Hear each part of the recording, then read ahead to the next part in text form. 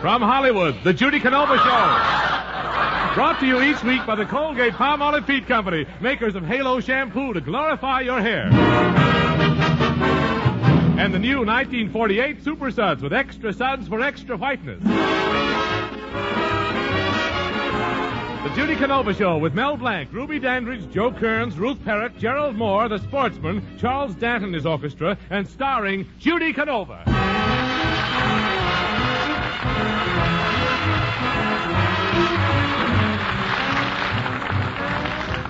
I'll dance at your wedding. I'll dance at your wedding. I'll dance at your wedding.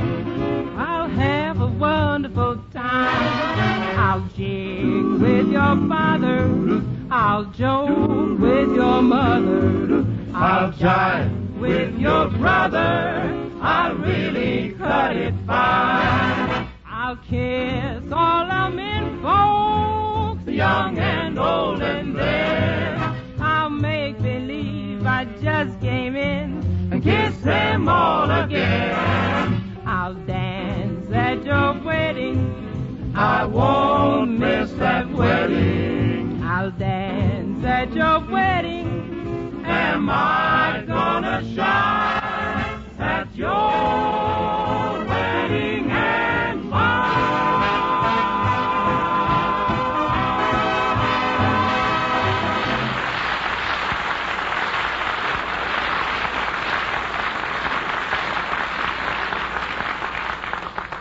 Well, like many of us, Judy keeps a diary in which she records the important events in her life. At the moment, she's busy making her latest entry and discussing it with Aunt Aggie. Judy, how far along are you with your diary? Oh, I'm writing about the holidays, Aunt Aggie. Oh, Judy, aren't they having terrible holiday weather back in New York State? Did you see the headline in the paper? It says, "Storm freezes buffalo's milk." Shucks. Who wants to milk a buffalo anyhow? Hey, you know, Aunt Aggie, I read that it's so cold back there, a fella had to defrost his dog. Defrost his dog? Yep, he was a water spaniel. Defrosted, yeah. Well, Judy, speaking of the holidays, Santa Claus was good to you. You had some lovely gifts, especially that picture of the Mona Lisa. Mona Lisa? Yes, that's the beautiful woman with the mysterious smile. I wonder what that mysterious smile means. Shucks, she probably knows where she can get 2 tickets for the Rose Bowl game. Golly, good seats sure are hard to get. Last year I had to sit way, way up in the grandstand. How high up were your seats, Judy? Well, I ain't sure, but when I opened my mouth to cheer, an eagle put a worm in my mouth. She thought she was my mother.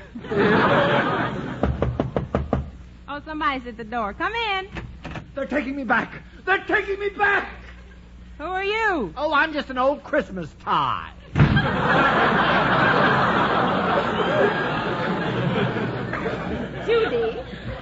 Judy, with all the holiday excitement, I'll bet you haven't figured out what you're going to do for your next radio program.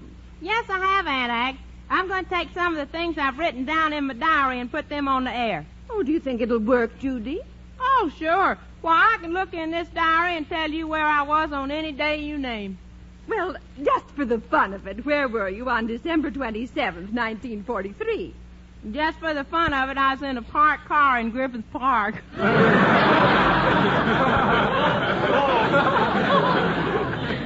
Yeah, me and my boyfriend was watching the game of night baseball.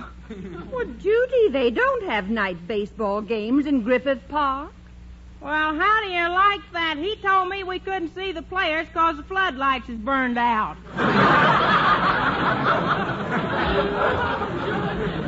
Looking and peeking. Judy, I don't want to pry into your affairs, but what was the biggest romance in your diary?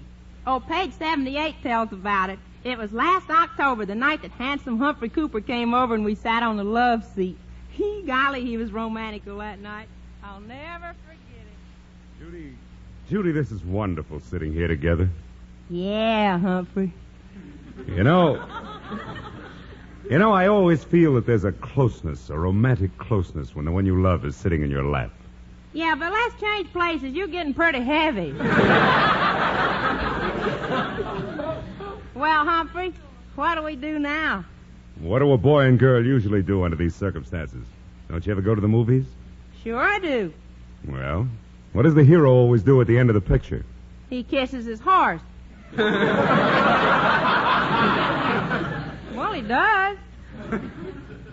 Judy, please be serious.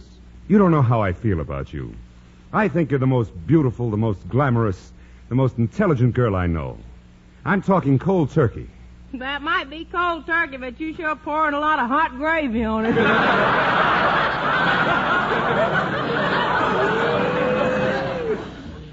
Boy, Judy. that bird up anymore, no telling where I'd wind up. Judy, don't be like that. I'm not one of these kiss and run guys. Someday I want to settle down and get married. You know my phone number. I want a nice home of my own. You know my number. And I want children, too. You know my number. I want to have 9 or 10. Sorry, wrong number. Judy, you can't put me off any longer. Here, I'm going to kiss your hand. Why, is my face dirty? Humphrey, I got lips. Why bother about my hand? Well, that's the continental manner, Judy. Kissing hands is the way they do it in Europe. No wonder those people over there need help from America.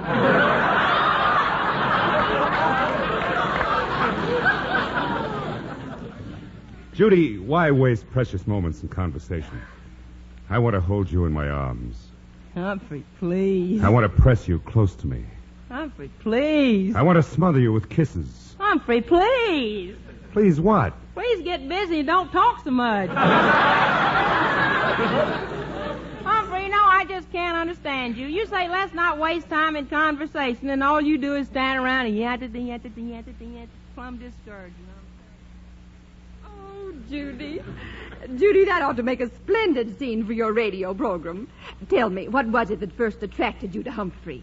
Oh, I don't know. I guess it was his charming manners, Aunt Aggie. Oh, boy, what a thrill it was when he'd come up to me, bow from the waist, and in that deep, romantical voice of his, he'd say, "Pardon me for talking in your face, Senorita." Oh, hello, Pedro. Say, I just been looking through my diary, and I read about the day you came to work for me. What did you do before that? Well, Senorita, I was a prize fighter in a candy factory. A prize fighter in a candy factory? What did you do? I used to box chocolates.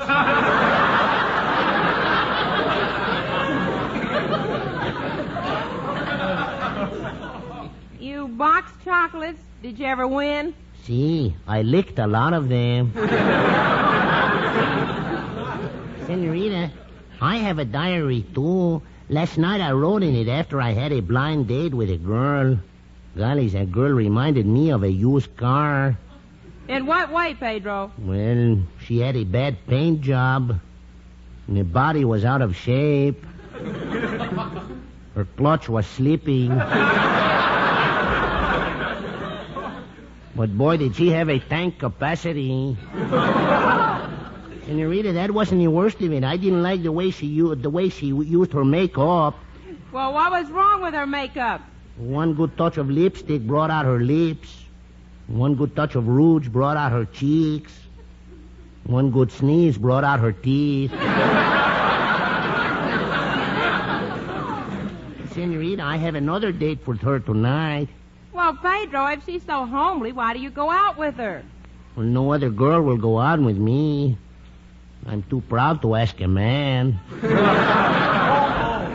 Well, I will go now, Senorita, and always remember 30 days Hacienda, April, June, and sombrero. All the rest have 31 except Gypsy Rose Lee, and everybody knows what she's got, no? Senorita, you want me to drive you to that New Year's Eve party at NBC? Oh, no, thanks, Pedro. I'm going to stay home and celebrate. I'm going to take all my old clothes and my new clothes and put them in the washing machine. Well, how will that help you celebrate New Year's Eve? I'm going to wring out the old and ring in the new.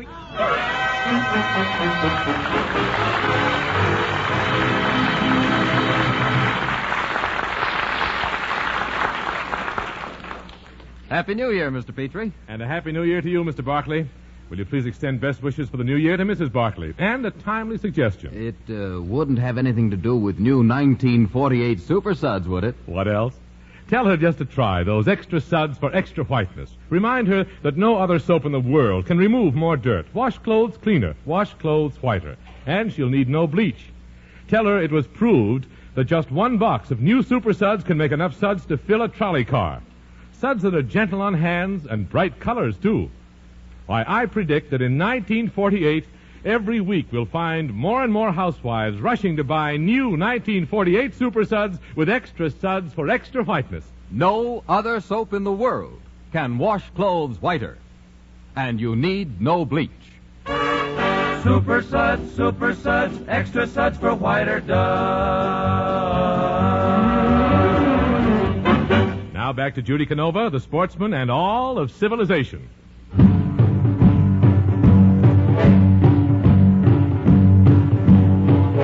Each morning, a missionary advertised with neon signs.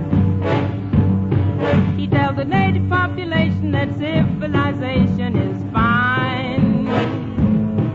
And 3 educated savages holler from a bamboo tree that civilization is the thing for me to see. Bongo, bongo, bongo, I don't want to leave the Congo, no, no, no, no, no, no. Bingo, bango, bongo, I'm so happy in the jungle, I refuse to go. Don't want no bright lights, small street, doorbells, landlords, I make it clear that no matter how they coax me, I stay right here. Bongo, bongo, bongo, I don't want to leave the Congo. No, no, no, no, no, no.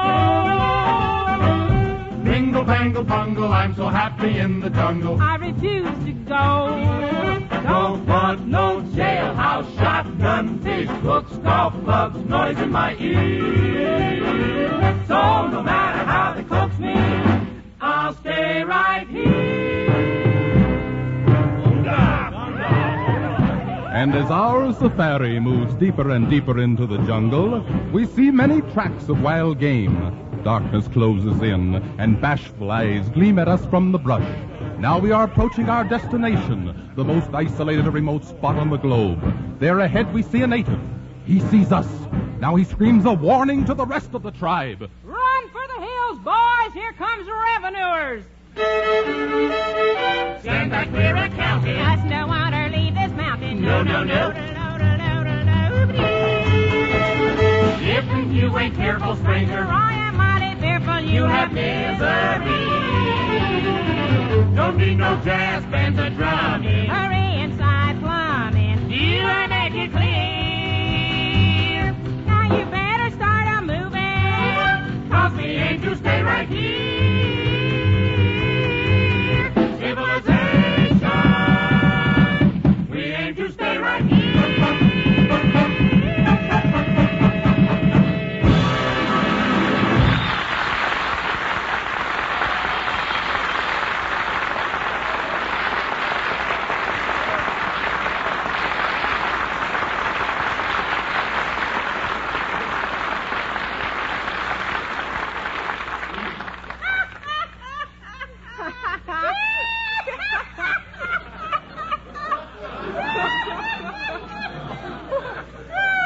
Say, Geranium, you sure sound happy. What are you laughing about?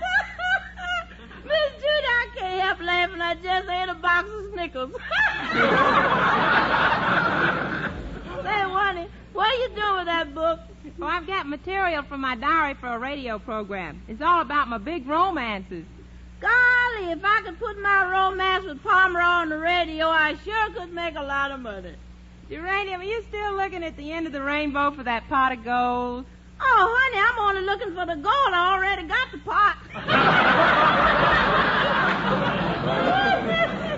Well, never mind, Geranium. It's plain to see that where Pomeroy's concerned, you fill the bill completely. Honey, I not only fill the bill completely, I overflow.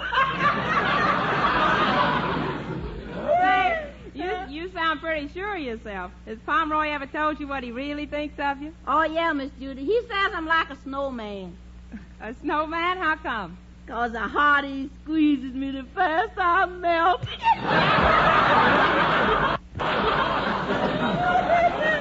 Geranium? Geranium, you better be careful. Don't you know there are thousands of germs in kisses? Germs don't bother me none, honey. When Pomeroy kisses me, if they don't get crushed to death, they get barbecued.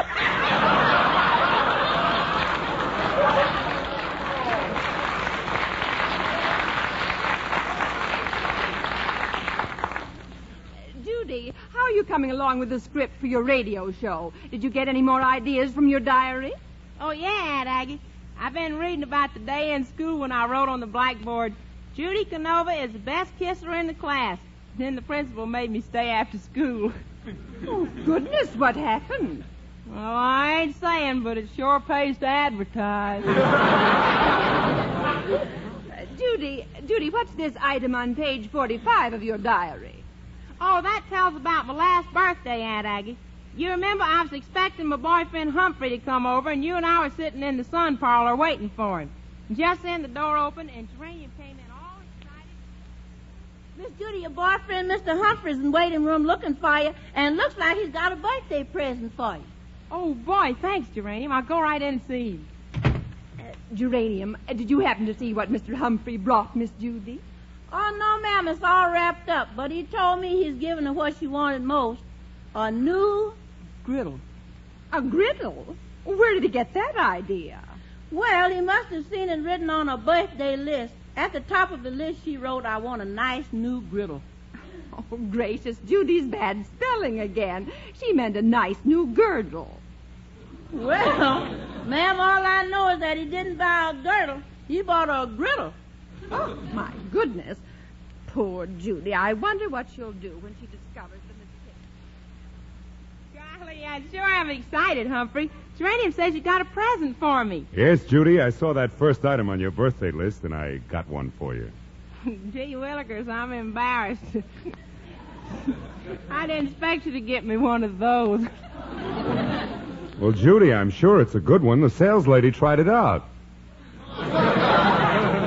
It looked like a beauty.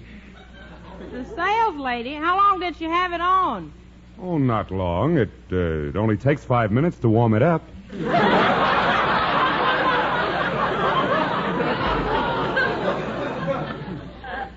5 minutes to warm it up.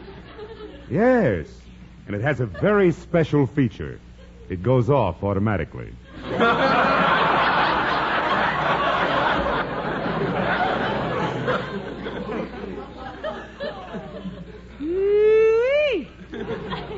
I'd sure hate to have that happen to me with a house full of company. Judy, it has another nice feature. The bottom and the sides are lined with genuine Swedish steel.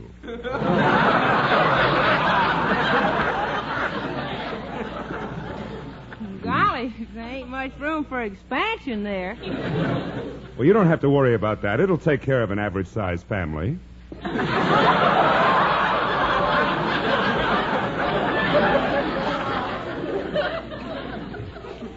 Shucks, Humphrey, ain't that stretching it a little? You know, I never heard of the kind you're talking about. Well, don't worry. You won't have any trouble with it at all. All you have to do is butter it up the first time you use it.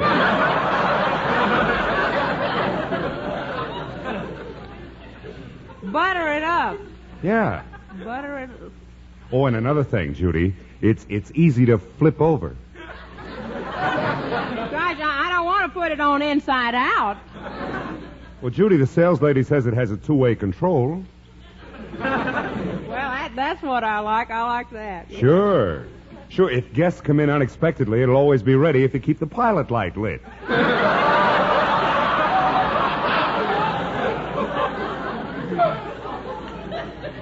Humphrey Cooper, I've heard enough from you. No man can talk to me like that. What the very... Oh, I remember that, Judy. What a mix-up it was.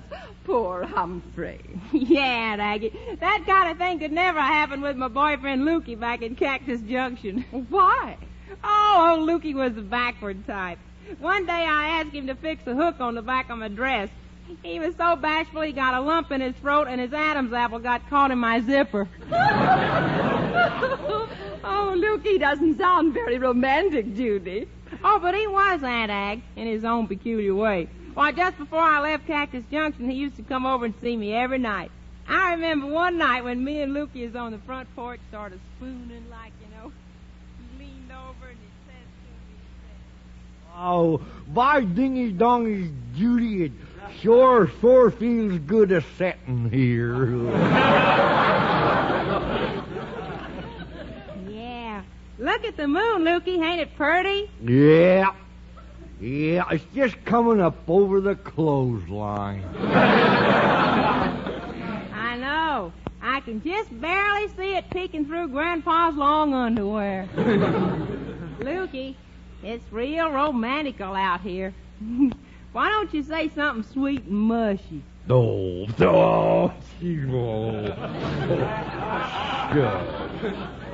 no, it'll sound silly. Oh, go ahead on, Lukey. Now say something sweet and mushy. Well, okay. Tutti fruity mud pie. Oh.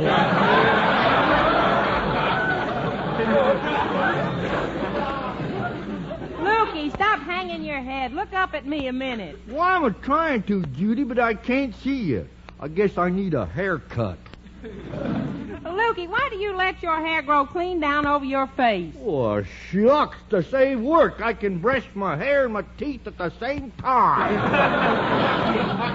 Lukey, when you say things like that, I can understand why Pa says you're a moron. Well, he better be careful what he says. Us morons got friends in Washington.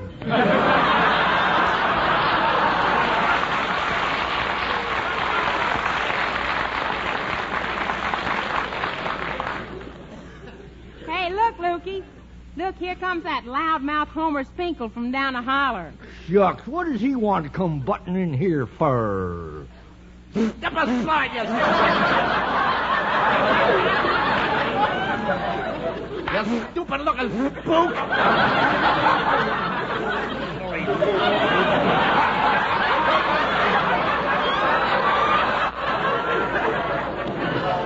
But Homer, I've got a date with Lukey. Certainly.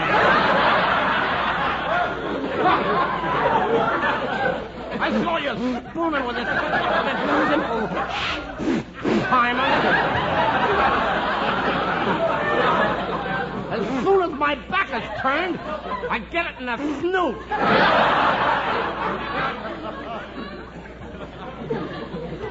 I get it no matter which way I turn. Oh, why, Homer, we wasn't spooning. That's a lie. Come here, son.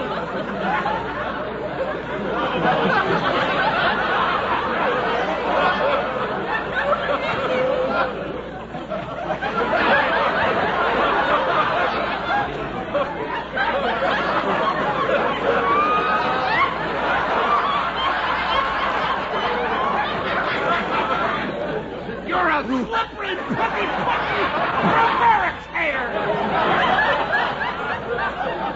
That's what you are. Now, Homer, take it easy now. Oh, Judy, let's leave this punk on the porch. Come on, we'll speed on my scooter. We'll go to Springer's Drug Store. Yeah, we'll get a straw and we'll split a special strawberry soda. Yeah, with pistachio nuts. What do you say? Thanks, Homer. But I don't want to split a soda with pistachio.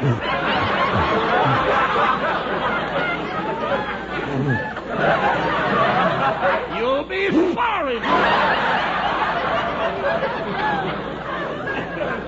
I'll spend my spondulics on a patootie that appreciates me. I'll scoot down the Springers and pick out a pineapple pop. What a...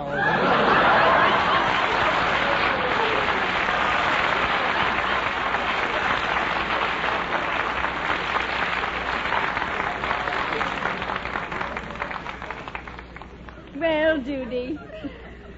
Judy, the story of your romances and romantic dreams certainly should make an interesting radio program. Oh, thanks, Aunt Aggie. In fact, I wouldn't be surprised if it had the makings of a movie. Oh, it has. It could be just like that movie everybody's talking about. You mean Forever Amber? No, Nightmare Alley.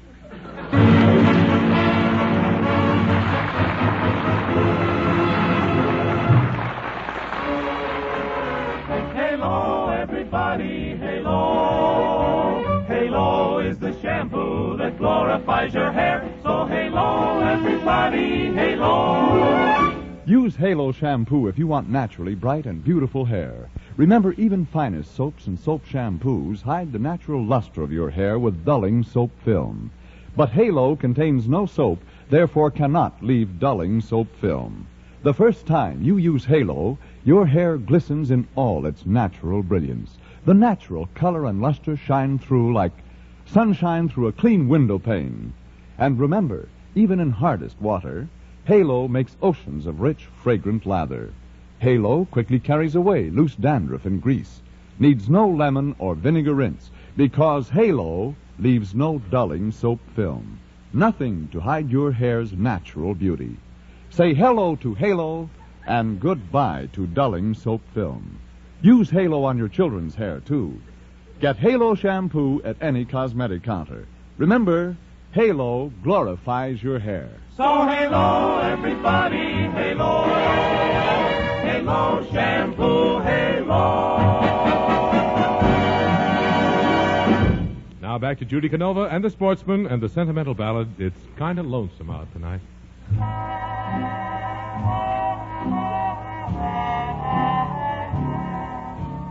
Wish I had a place to walk to.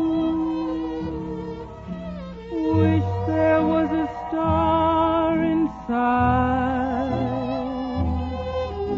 Wish I had a friend to talk to. It's kinda lonesome out tonight.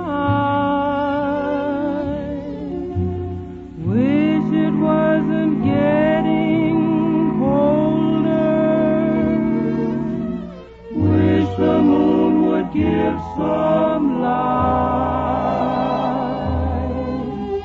Wish my head could find the shoulder. It's kinda lonesome out tonight. I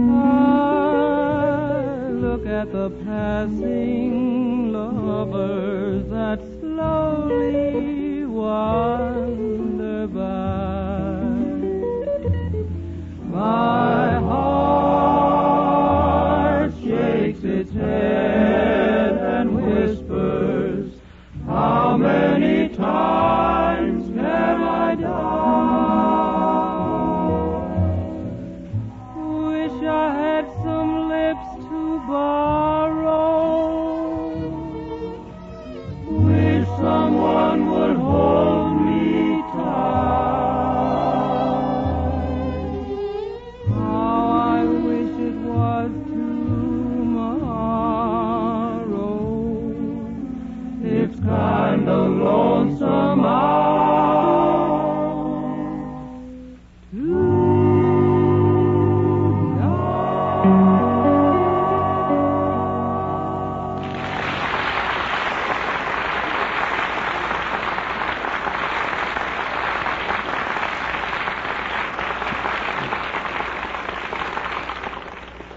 The Judy Canova Show is written by Fred Fox and Henry Hoople with John Ward and is produced and directed by Joe Rhines. This is Howard Petrie asking you to use Halo shampoo to glorify your hair and the new 1948 Super Suds with extra suds for extra whiteness. Now here's Judy. We're a little late, folks. Good night and a happy new year, everybody. Good night, Mama. Good night, Queen. Colgate Dental Cream cleans your breath while it cleans your teeth. No other toothpaste does a better job of cleaning teeth.